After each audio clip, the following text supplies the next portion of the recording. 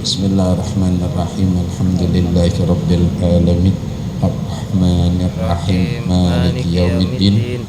Iyyaka na'budu wa iyyaka nasta'in. Ihdinas siratal mustaqim. Siratal ladzina an'amta 'alaihim ghairil maghdubi 'alaihim waladdallin. Rabbana ighfir lana wa liwalidina. Amin. Bismillahirrahmanirrahim. Wattalaffuzu biha sirran. Hadirin wal hadirat rahimakumullah. Kita masih akan membahas kitab Syarah Irsyadul Ibad ila Sabilir Rasyad karangan Syekh Zainuddin bin Abdul Aziz bin Zainuddin Al-Maliyabari. Masih dalam perkenalan tentang sunnah wudu. Yang belum niat i'tikaf, tolong niat i'tikaf di dalam hati dengan ucapan Bismillahirrahmanirrahim. Aku niat i'tikaf selama berada di masjid ini sunnah karena Allah Ta'ala. Lalu lanjutkan dengan niat nuntut ilmu juga dalam hati dengan ucapan Bismillahirrahmanirrahim. Aku niat nuntut ilmu malam hari ini karena Allah Ta'ala. Semoga Allah Subhanahu wa Ta'ala memberikan kepada kita ilmu yang berkah, ilmu yang mudah, ilmu yang manfaat dunia akhirat. Amin ya rabbal. Kita lanjutkan Bismillahirrahmanirrahim. Wa talaffuzu biha sirran. Melafazkan niat secara sir. Sir itu bukan berarti sama sekali nggak ada suaranya. Sir itu ada suaranya, ada gerakan bibir, tapi itu seukuran telinga kita aja yang dengar, nggak perlu keras-keras. Itu namanya sir. Kenapa demikian? Khawatir kalau umat Islam ada yang masih memahami, cenderung meyakini sir itu mulutnya diem. Kalau mulutnya diem ketika dia mendirikan sholat, dipastikan sholatnya nggak sah. Kalau ditanya kenapa kok nggak sah, di dalam ilmu sholat ada namanya rukun fi'li ame rukun qauli. Rukun fi'li kerjaan kita yang kudu bener, tegaknya, rukuknya, i'tidalnya, sujudnya, duduk di antara dua sujud dan seterusnya. Itu rukun fi'li harus benar. Sedangkan rukun qauli adalah rukun ucapan yang juga harus benar. Di antara syarat benernya adalah ada kedengaran suara kita, seukuran telinga kita aja nih yang denger. Contoh, walaupun udah sering kita contohkan, untuk lebih menegaskan lagi, takbiratul ihram itu satu-satunya takbir di dalam sholat yang masuk rukun ucapan. Dia harus benar, harus kedengeran. Selain itu namanya takbir intiqal, takbir perpindahan yang hukumnya sunnah, dibaca bagus banget, pahalanya gede. Ditinggalin tetap sah insya Allah sholatnya. Cuman kita kudu jujur, kita ini orang miskin. Jangan sampai miskin lagi besok di akhirat. Dikasih kesempatan ame Allah untuk cari tambahan pahala, yang sunnah-sunnah jangan ditinggal, termasuk takbir intiqal, takbir perpindahan. Setelah iftitah Fatihah surah kan ruku, mulut jangan diem aja, takbir Allahu Akbar. I'tidal sami Allahu liman hamidah. Tapi yang sebelah saya syukron nggak takbir, biarin, urusan masing-masing saudara. Kan kita mati sendiri-sendiri, ditanya sendiri-sendiri, tanggung jawab sendiri-sendiri, untung rugi masing-masing saudara. Jangan judul kita jadiin patokan kanan ame kiri depan belakang, nggak ada bunyinya ketika takbiratul intiqal. Biarin mereka, kita jangan. Kita akuin diri kita miskin, saudara. Bagaimana supaya kaya besok? Nah, itu diantaranya yang sunnah jangan ditinggal. Nah, ketika takbiratul ihram misalnya, mau laki kek mau perempuan kek, enggak ada embikan nih, enggak ada suaranya, enggak sah. Sekhusyuk apapun dia, sebanyak apapun rakaat yang didirikan oleh dia hari itu misalnya, enggak sah, saudara. Makanya ibadah itu butuh ilmu, bukan sekedar modal ngeliat nyontek doang. Ilmu, adanya ilmu di majelis. Kita lanjutkan. Jadi sir ada suaranya tapi nggak kencang, telinga kita doang yang dengar tuh.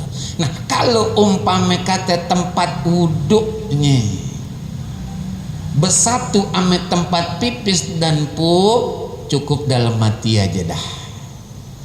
Dalam hati aja. Kan ini sunnah syukran bukan rukun, benar. Karena kita saat itu wuduknya di tempat yang bergabung ame tempat pipis dan pup. Enggak sendiri nih tempat wuduknya.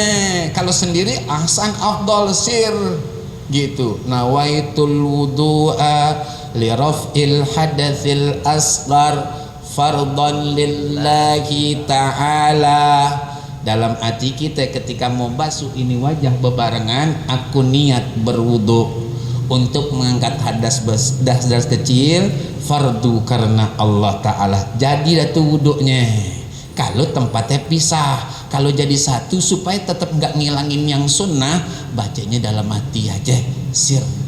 Sirnya itu dalam hal ini karena tempatnya bersatu sama tempat pipis dan pup, maka bacanya dalam hati. Karena itu tempat yang buruk, banyak najis dan kotoran. Nggak pantas kalimat thayyibah ada di tempat itu. Ya, sir. Wa ta'ahadul gudun, dan menggosok bagian-bagian yang berkerut dari anggota wudhu. Berkerut, maaf ya, apalagi yang udah usianya agak tua, kan banyak kerutannya. Gosok dah, jangan cuman disiram doang ame air, ntar khawatir nggak sah. Contoh, lipetan ruas jari kita itu dia berkerut, saudara. Sikut itu berkerut, saudara. Gosok, jangan cuman dialirin air doang, gosok biar lipetannya itu berkembang dan air wudhu kita sampai ke dasarnya. Namanya udah usaha. Tapi ada syukur yang kagak sampai, yang penting kita udah berusaha tuh. Jangan cuman begini doang, itu namanya nggak usaha, saudara. Padahal ada lipetan-lipetan yang kudu digosok. Wa kadzal mauqu wal lihas bis sababati idza lam yakun fihi ma ramsun yamna'u usulal ma ila mahallih. Begitu pula mata kita nih yang sebelah sini nih, bagian amis ini tuh, sunnahnya gunakan telunjuk untuk membersihkannya bebarengan ketika nyapu wajah tuh ya. Nyapu wajah, air nih dari ujung sini ke bawah sini, ambil air, bersihin. Kalau nggak ada kotorannya, maaf, nggak ada judul tai matenya, dapat pahala sunnah. Kalau ada tai matenya kotorannya, wajib itu, hatinya harus bila si'a wudu, kemudian sholat, innaka hamidum majid, assalamualaikum warahmatullahi, assalamualaikum warahmatullah. Beliau berdoa, dakwahum fiha subhanakallahumma wa tahiyyatuhum fiha salam wa akhiru dakwahum alhamdulillahi rabbil alamin. Begini ada beleknya, wudhu lagi, sholat lagi. Pertanyaannya, Kira-kira kalau begitu kejadiannya, dia mau sholat lagi gak? Assalamualaikum. Dia mau sholat lagi gak? Kebanyakan ogah. Tapi kalau dia punya duit gocap ditambahin 500, kira-kira ogah apa mau? Paham, duit aja dah mau nambah, ibadah kudu sempurna. Ogah. Besok duit kita nggak bawa, saudara, asli itu jadi warisan. Yang kita bawa adalah amal, termasuk sholat, termasuk sempurnanya wudhu, kan begitu.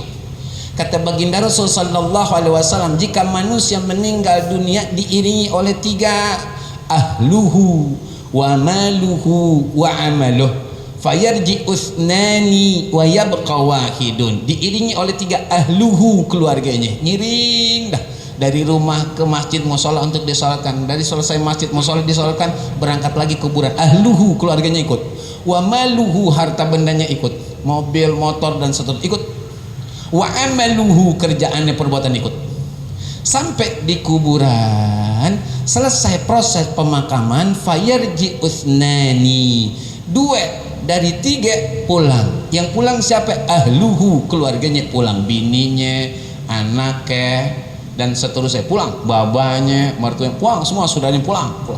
Wa maluhu, harta bendanya pulang, mobil, motor semua pulang. Wa yabqa amaluh, yang ditinggal di situ amalnya, termasuk wudhunya, termasuk sholatnya, yang ditinggal di situ. Kalau wudhunya bagus, berbahagialah, karena insya Allah cenderung pasti sholatnya diterima. Kalau judul wudhunya kagak sah, la sholata liman la wudhu Allah, tidak ada sholat, kata baginda Rasul, orang yang gak punya wudhu, termasuk yang gak sempurna wudhunya. Bahaya buat kita itu. Jangan cuman kita berpikir cuman belek dikit, kata kita belek dikit, kata agama enggak, maka bersih ini jadi wajib. Kita lanjutkan. Wa illa fawajibun, kalau memang judulnya ada maka wajib, kalau nggak ada jatuh hukumnya sunnah. Kemudian wa akhadha ma'ul wajh bikafaihi ma'an wa adamul latmihi bihi, dan mengambil air untuk menyapuh wajah bikafaihi, dengan 2 tapak tangannya.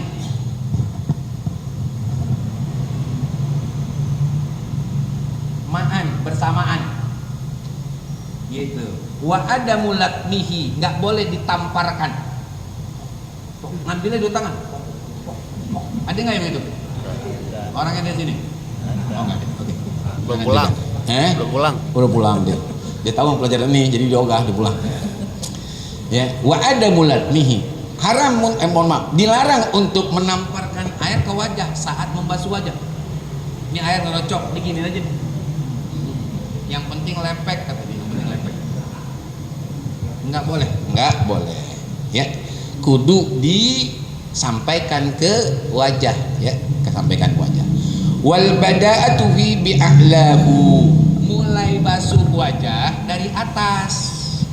Makanya kalau yang laki-laki copot pecinya, kalau yang perempuan agak tarik dikit tuh daleman jilbabnya, supaya tempat tumbuhnya rumput sampai sini kena semuanya.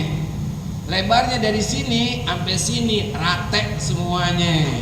Tuh, ngambilnya dari atas dengan 2 tapak tangan bersamaan, ngambil bi a'la, atas.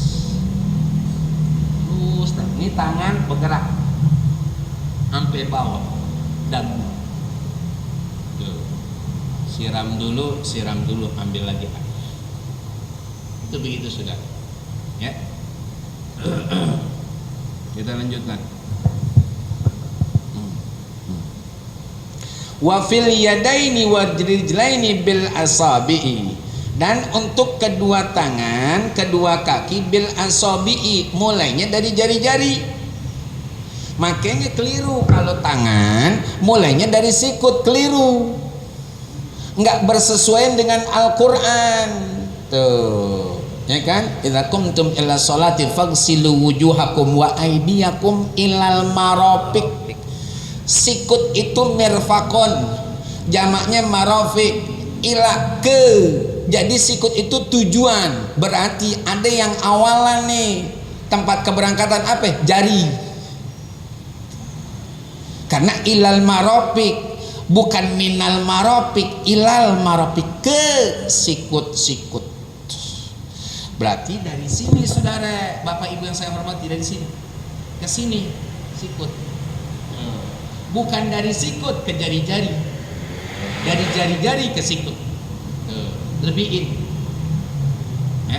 Begitu pula kaki kita, tuh kanan dan kiri, dibasuhnya awalnya bil asabi, dengan jari-jari kita, bukan dari betis kita, bukan dari mata kaki kita, bukan dari tumit kita, dari jari-jari bil asabi. Ini kaki, umpame ini punggung kaki, ini tapak kaki, ini jari-jari kaki, ini mata kaki. Oke?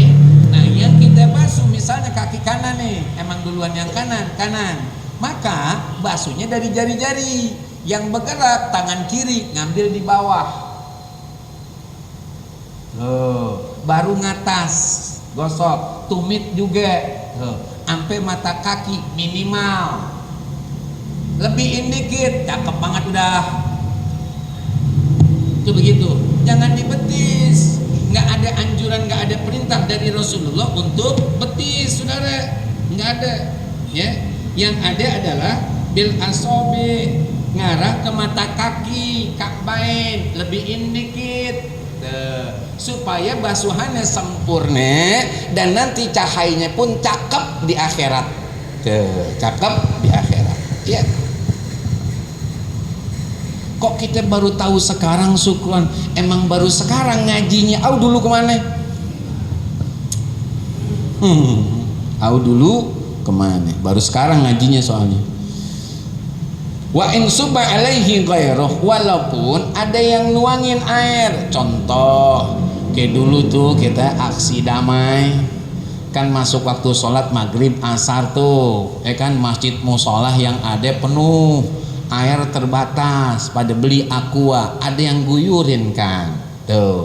Walaupun ada yang guyurin sampai saudara, mau judulnya wudhu sendiri dengan air yang mengalir di keran atau orang yang guyurin, tetap sampai juga saudara, sampai ya.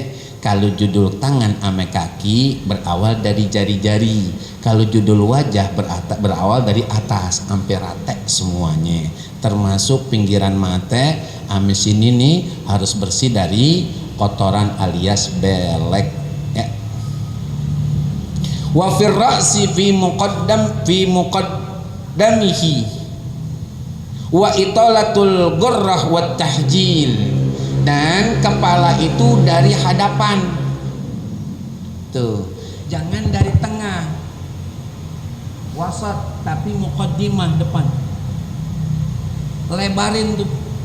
Jadi ini anak apa namanya, anak telinga apa namanya, ini ke bawah semua ini kena sampai bawah, cakep dah tuh wudu yang begitu tuh ya, cakep insyaallah ya. Qala Rasulullah sallallahu alaihi wasallam, inna ummati yud'auna yaumal qiyamati ghurran muhajjalina min atharil wudu, faman istata'a ayyatila ghurratahu falyaf'al, rawahu syaikhan. Baginda Rasul sallallahu alaihi wasallam bersabda, inna ummati, sesungguhnya umatku 120 baris manusia besok ada di padang mahsyar, 80 baris umat baginda Nabi besar Muhammad sallallahu alaihi wasallam gitu. Nah besok kita nih umat baginda Rasul itu akan dipanggil, diseru di hari kiamat, ghurran muhajjalin min atharil wudu, dari bekas-bekas wudunya yang bercahaya. Nah kita rugi saudara. Ruginya di mana syukur? Kalau di dunia wudunya asal-asalan, nggak masuk nanti yang dipanggil emang apa? Tandanya ghurran muhajjalin min atharil wudu, ada bekas-bekas wudu yang tertanam di pori-pori kita, sampai daging, sampai sumsum, sampai judulnya dalam banget, itu mengeluarkan cahaya besok. Itu kekenalan sama Rasulullah. Bukan kita angkat tangan teriak-teriak nggak diaku. Emang apa nggak diaku? Nggak ada tandanya. Tapi kan saya sholat nggak pakai ilmu. Ente sholat iya saudara, cuman nggak pakai ilmu. Nah wudhu aja salah-salah. Kalau dibilangin galakan dia. Tapi besok di akhirat nyesel, dia sendiri dia yang ngerasain. Pakai ilmu, ada guru, tanya kalau belum paham, ampe paham, amalin dah, cakep. Makanya itu judulnya. Ada seorang ahli hikmah ditanya oleh beberapa orang tentang gitu, ilmu yang dipelajari selama ini itu nggak mendatangkan manfaat. Hitungannya rajin nih orang-orang tersebut hadir majelis taklimnya, tapi kok nggak mendatangkan manfaat. Ulama hikmah menyatakan 5 sebab. Salah satunya adalah falam ta'malu bima alimtum minal ilm. Kalian belum mengamalkan dari ilmu yang kalian pelajari. Ngajinya doang, ngamalinnya kagak. Tahu wudhu kudu benar, dijelasin ame gurunya, udah jelas dah, udah terang dah. Wudhu begitu aja lagi. Datang manfaat apaan tuh dari ilmu wudhu? Nggak ada saudara. Tuh makanya kalau guru nenangin disimak, belum paham tanya. Namanya ada kesungguhan. Nanti Allah kasih mudah nolongin kita biar lebih cepat untuk pahamnya, mudah menyerapnya. Man yuridillahu bihi khairan yufaqihu fiddin. Barang siapa yang Allah kehendaki dari umatnya kebaikan, diantaranya Allah kasih paham agama. Kitanya dulu yang belajar, usaha mau nanya, sebelum nanya simak. Ada yang kagak ngerti tanya dah. Tuh begitu kudunya kalau kita ngaji saudara. Jangan bengong aja. Ngapain sih bang? Dengerin ngaji. Ngerti bang? Kagak. Nah ngapain aja? Nggak puyeng banget pala. Habis berantem tadi sama bini, timbang di rumah dengan di sini kita tuh. Jadi ngajinya bukan ngaji karena memang butuh, menghindar dari omongan bin. Di sini sih nggak ada sini. Bagus-bagus semuanya di sini. Alhamdulillah ya Rob, bagus-bagus. Di sini, di rumahnya di sini. Kan di sini, bini di sini bagus-bagus. Di rumahnya bagaimana? Kita lanjutkan saudaraku. Ya. Jadi yang wudhunya itu memancarkan cahaya karena buah dari benar dan sempurna wudhu saat di dunia. Ya, makanya kata Rasulullah famanis tato'a ayyutila gurratahu falyaf'al. Bagi siapa dari kita umatnya mau manjangin, batasnya kan siku. Ini sikut nih kalau tangan, panjangin. Batasnya mata kaki, kalau kaki kanan dan kiri panjangin. Cakep jadinya, indah kelihatannya, top tuh. Rawahu as-Saikhan, hadis ini diriwayatkan oleh Imam Bukhari dan Imam Muslim. Qala sallallahu alaihi wasallam tablughul kilyatu minal mu'minina haitsu yablughul wudu. Perhiasan pakaian seorang mukmin baik laki ataupun perempuan besok di hari kiamat itu seukuran batasan wudhunya. Artinya saudara, besok nih kita nggak pakai pakaian kayak begini lagi nih. Kok nggak pakaian syukur? Nah kan emang kita meninggal di tutup sama kain kapan. Kalau laki-laki 3 lembar. Ada jamaah yang nanya, Bek, emang boleh? Kenapa? Kita dibungkus ame kain ihram, cakep. Boleh, cakep. Dulu dah. Sayyidah Khadijah radhiyallahu anha, saya bilang pernah ngomong ame Sayyidah Fatimah radhiyallahu anha. Ibu ame anak, ibu ngobrol nih, nanya minta tolong sama anak. Wahai Fatimah, iya ibu, boleh minta tolong enggak? Apaan tuh bu? Tolong bilang apa sama ayahmu, maksudnya sama Rasulullah. Kenapa Bu? Sorbannya buat kain kafan ibu ntar kalau meninggal. Itu minta Sayyidah Khadijah kepada Rasulullah dengan wasilah Sayyidah Fatimah radhiyallahu anha. Kata Sayyidah Fatimah sebagai putri kandung Sayyidah Khadijah, beliau mengatakan, kenapa bukan ibu aja sih minta sama ayah, kan lebih bagus. Apa kata Sayyidah Khadijah? Malu ada gak bini yang begitu sekarang? Halo, assalamualaikum. Ada gak bilang gitu? Neng, iya mak, tolong bilang apa sama ayah, minta duit 20. Buat apaan sih mak? Mau beli bubur sama cakwe. Mau beli bubur sama cakwe. Kata anak, mak minta apa sama ayah sendiri? Malu Ada gak bini yang begitu sekarang?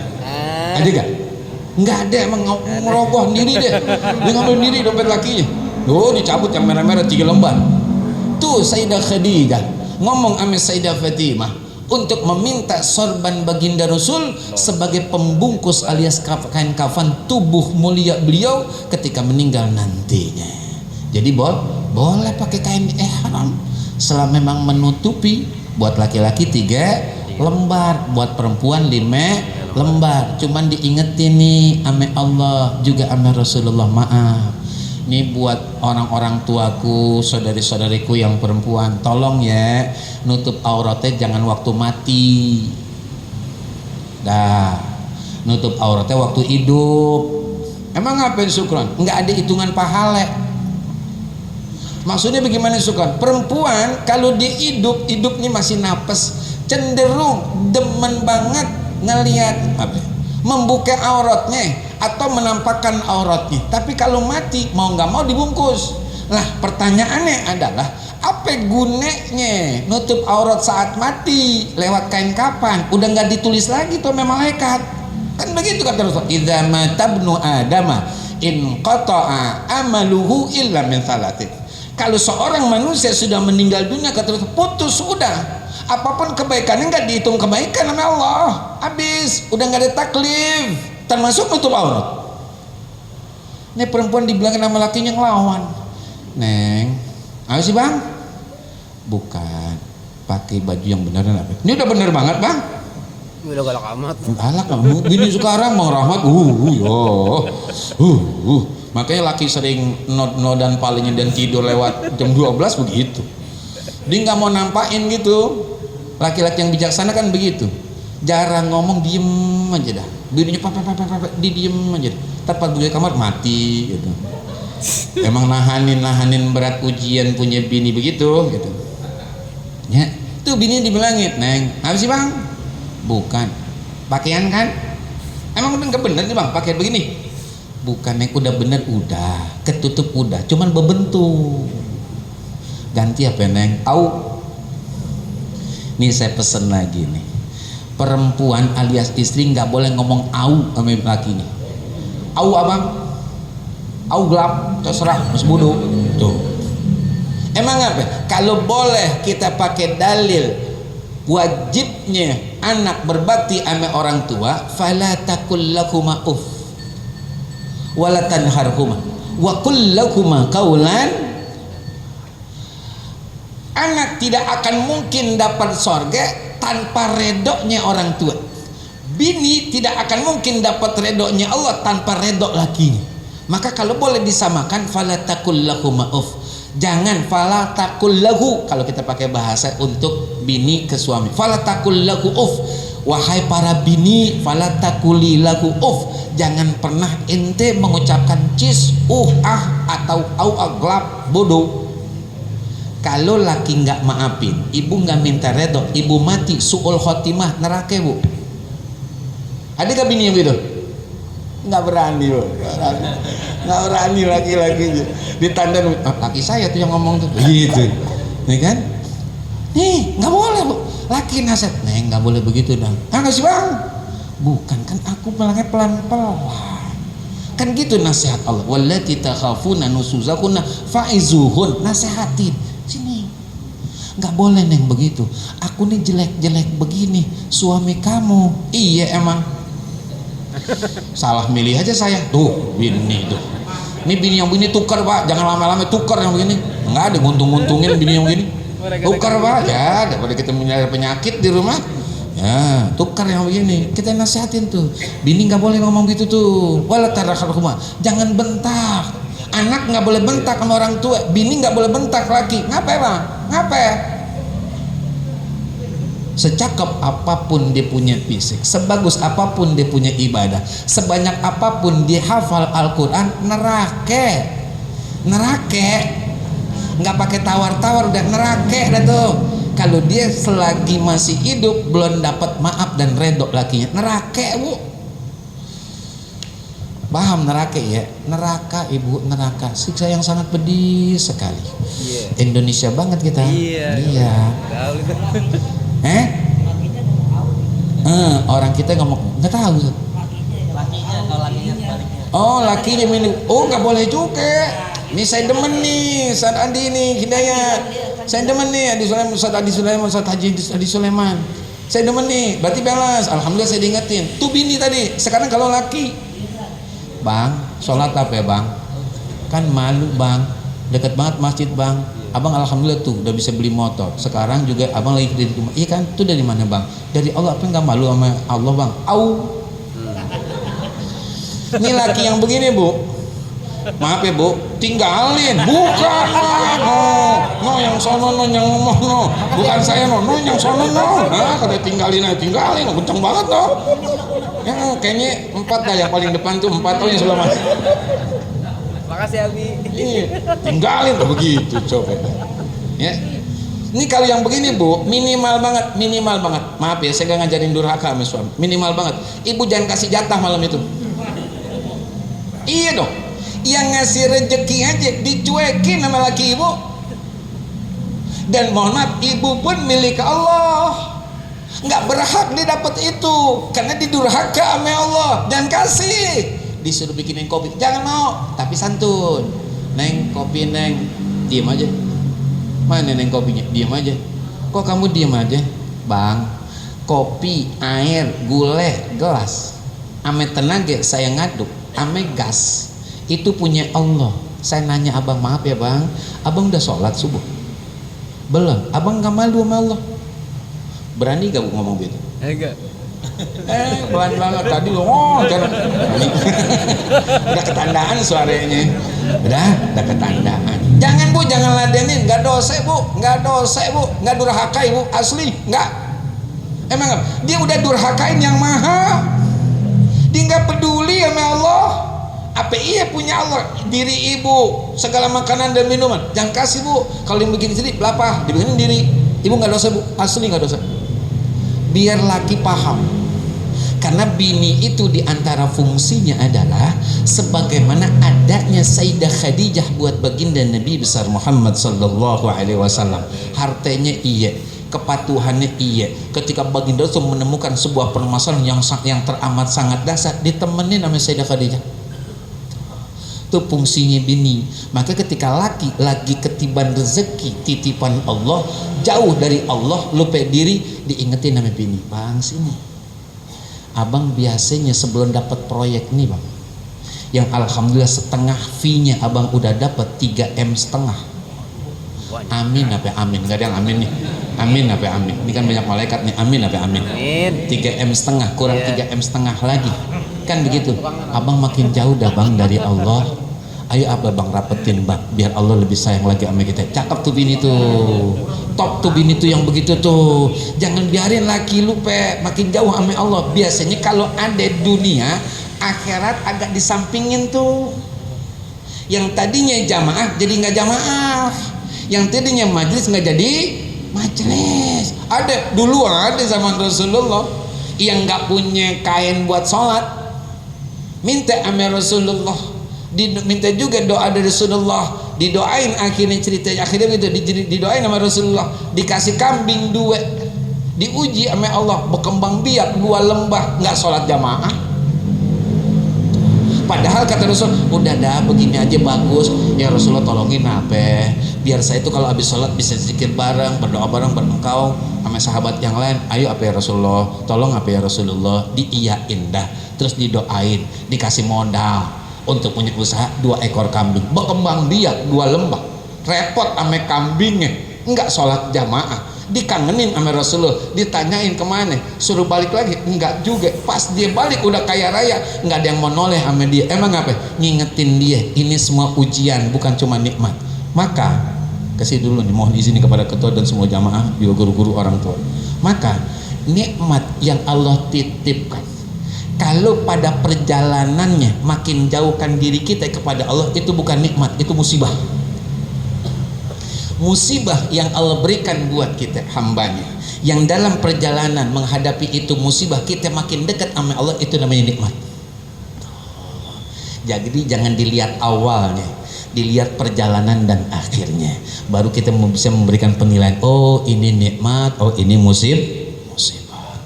Jadi saya 6 menit. 6 menit lagi.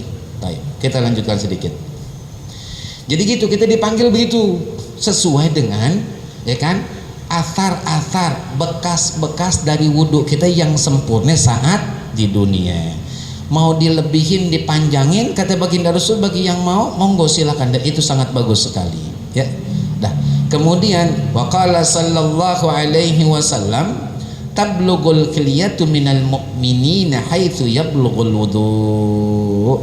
Batasan pakaian perhiasan dari orang-orang mukmin baik laki ataupun perempuan besok di akhirat itu adalah sebatas basuhan wudunya. Jadi besok kita mohon maaf, kembali lagi nih, besok kita telanjang, dibangkitkan, maaf ya kalau kurang sopan, telanjang, semuanya syukur. Enggak, ada hal-hal yang dikecualikan.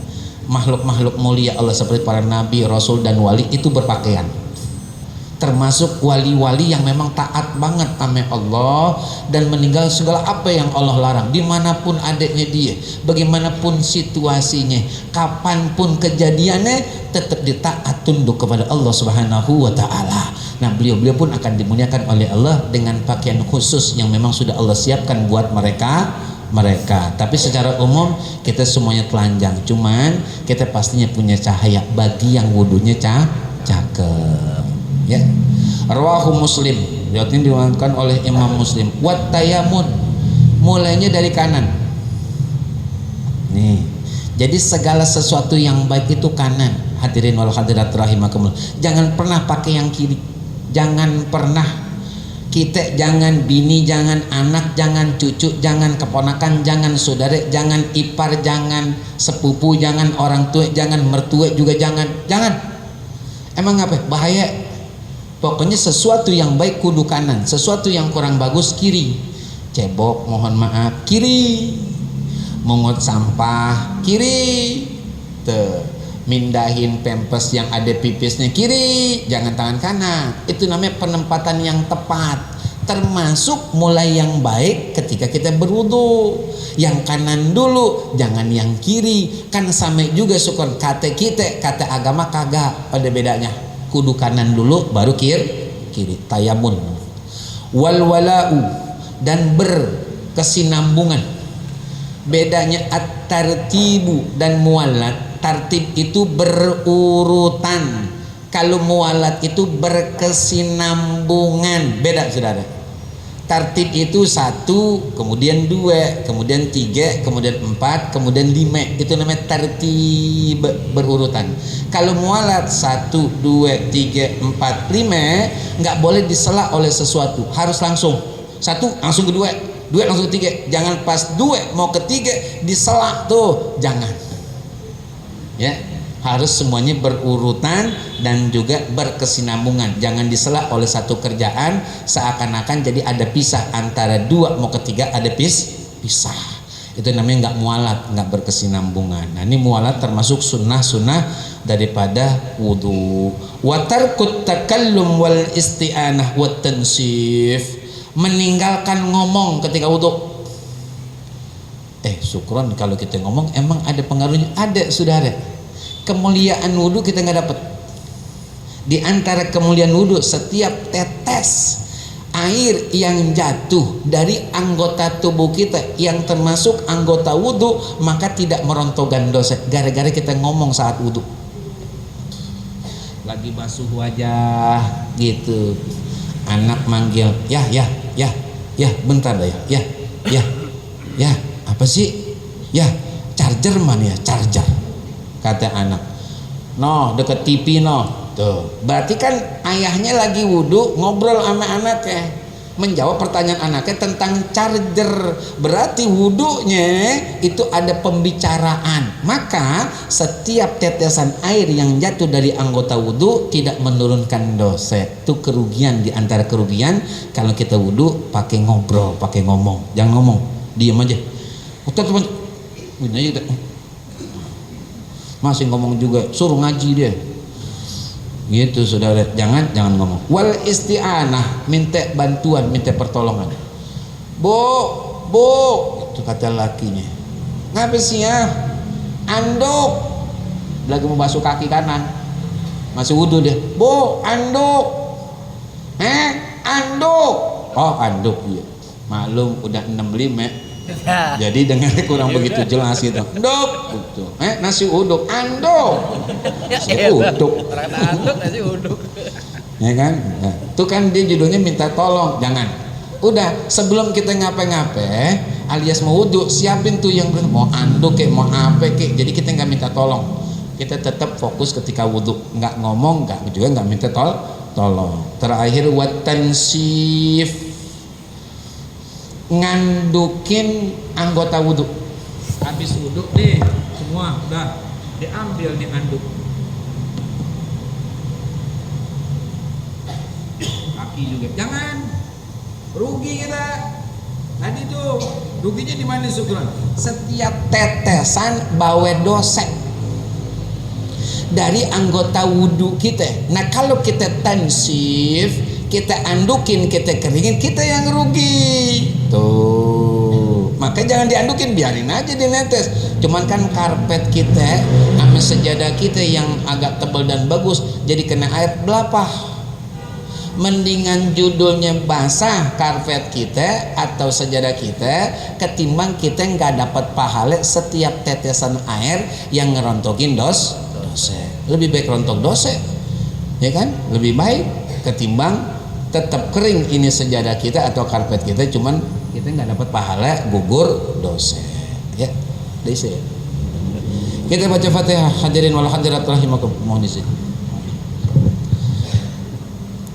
Jazakumullah khairan jaza, jazakumullah khairan pada guru kita Kiai Haji Syarif Mahmud bin Abu Kiai Muhammad yang telah menyampaikan kajiannya tentang penyempurnaan ibadah untuk kita, mudah-mudahan menjadi ilmu manfaat sehingga kedepannya untuk kita makin lebih baik lagi dan makin baik lagi. Amin Allahumma amin.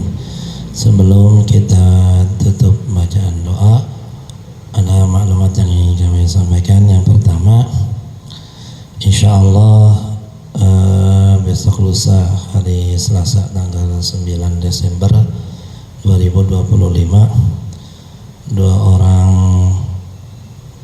jamaah kita, maupun kita, yaitu Bapak Mu'ad bin Tamrin dan Bapak Asmawi bin Jilani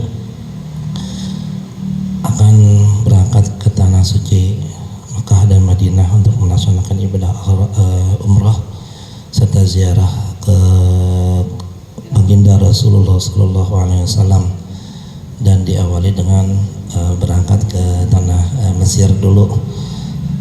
Mudah-mudahan perjalanan beliau dan juga jamaah yang menjadi beliau diberikan keselamatan Allah Subhanahu wa Ta'ala, diberikan kesehatan, keselamatan dalam aktivitasnya, dalam ibadahnya, serta pulang ke tanah suci dalam keadaan sehat walafiat dan mendapatkan umroh yang makbulah.